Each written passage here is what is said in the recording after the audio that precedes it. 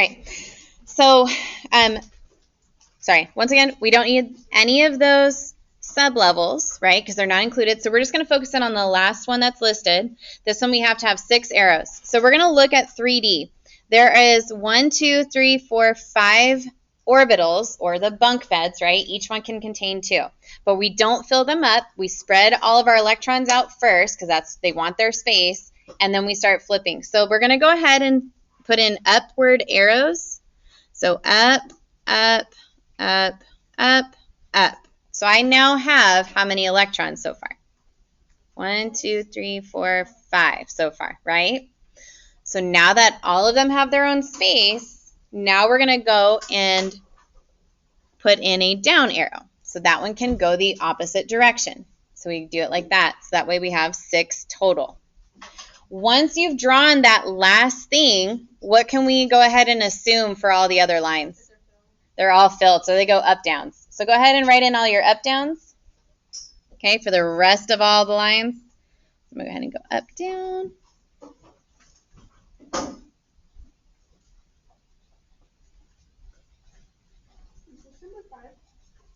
This is post-lab. This is leading us into post-lab number 1 and 2. The pre-lab, you guys had to draw that little electron configuration. No, this the one with the What? Like question? No, Okay. Okay, sorry. Okay, so you should have all of your little arrows in there, okay? And that's representing normal iron. But we know that this lab was not about normal iron. It was about the fact that we had 2 ions of iron, right? So one of them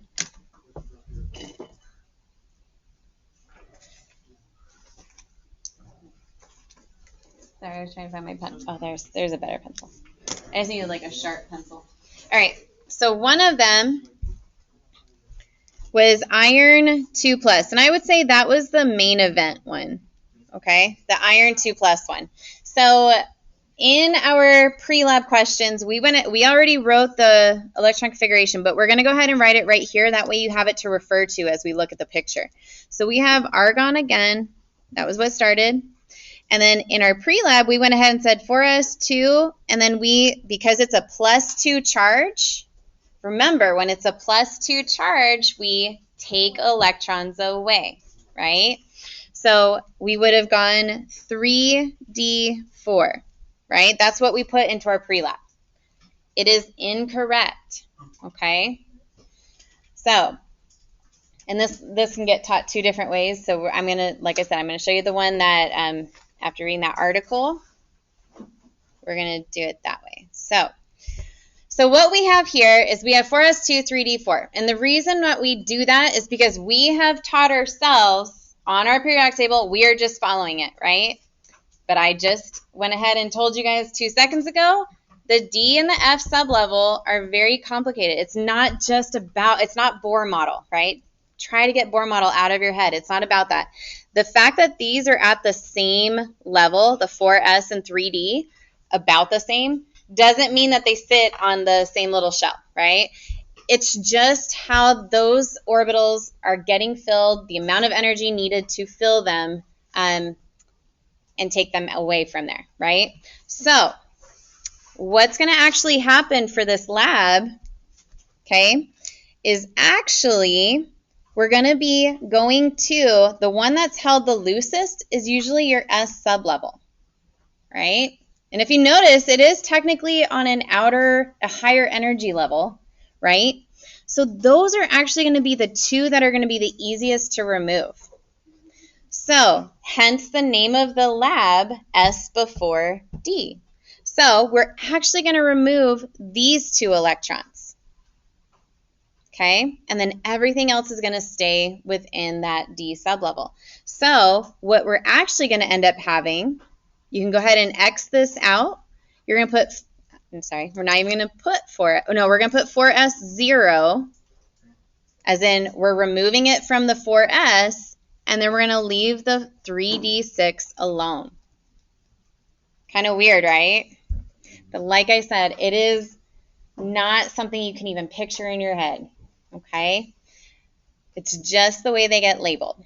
Now, the other way that I had talked about this was that we would take one from here, just like with chromium, because it kind of is isoelectric to chromium. And so we would only take one from here, and then this would be filled to the 3d5, which is also another weird thing about the 5s, or the D level.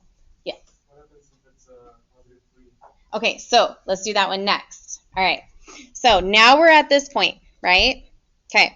So let's go ahead and write out Fe with the 3 plus. So in our pre-lab, we went ahead and said argon, and then we went 4s2, 3d3, right? And we're like, that makes sense. That's fine.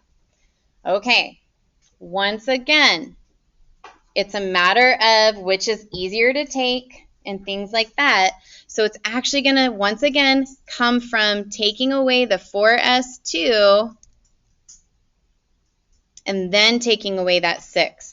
So then this will go 5. Okay? So it's going to be 4s0, 3d5. So all that we're doing now is we took away those two, and then we took away this one. And those are the ones that got removed. But we start with the S sublevel and then go to D. All right?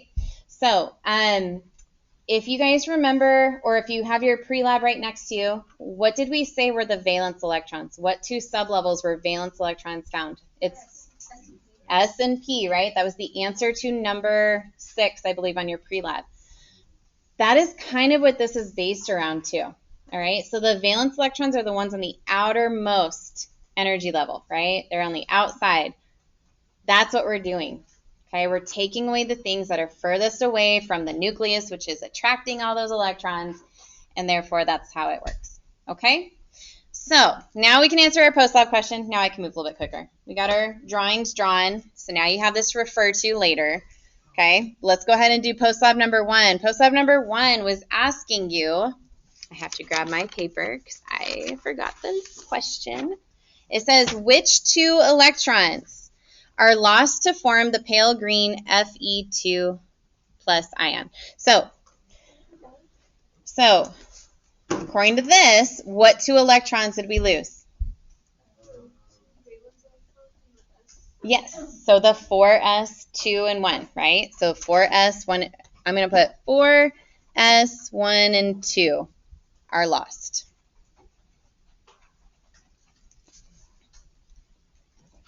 Okay, 4s, 1, and 2 are lost. So therefore, we were left with that electron configuration. So we're taking it away from the ones that are sitting the furthest away, easier to take, okay? All right, number 2. Number 2 said, which additional electron is lost to form the yellow Fe3 plus ion? So we had 4s, 1, and 2, and then 3d what? 6. So you lost this one, and this one to get a 3 plus. Okay?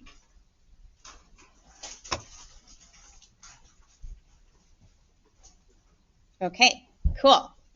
Then number 3, you guys were handling yesterday, so I believe you got through most of those. So you had to write your electron configuration.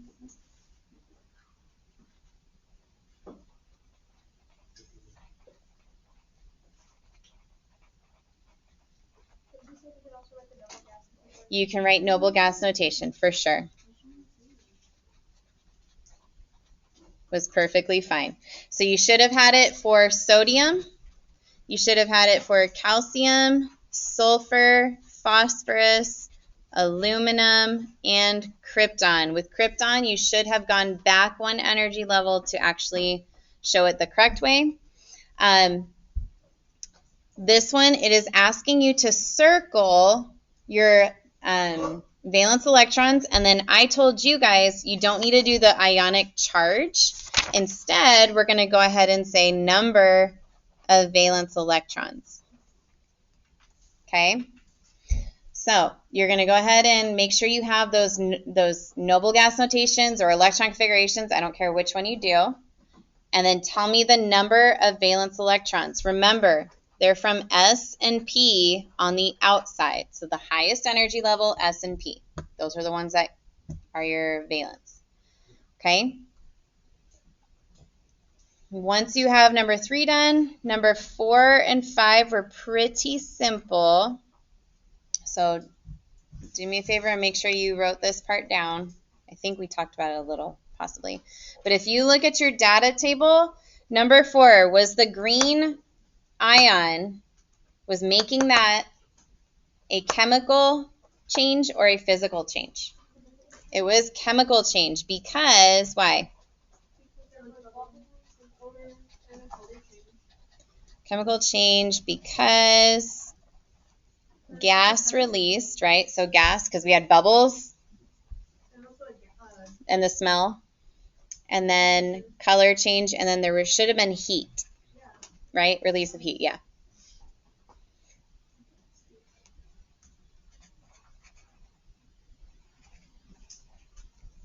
And then number 5 was the orange one, chemical or physical? Should have been physical. It just dissolved.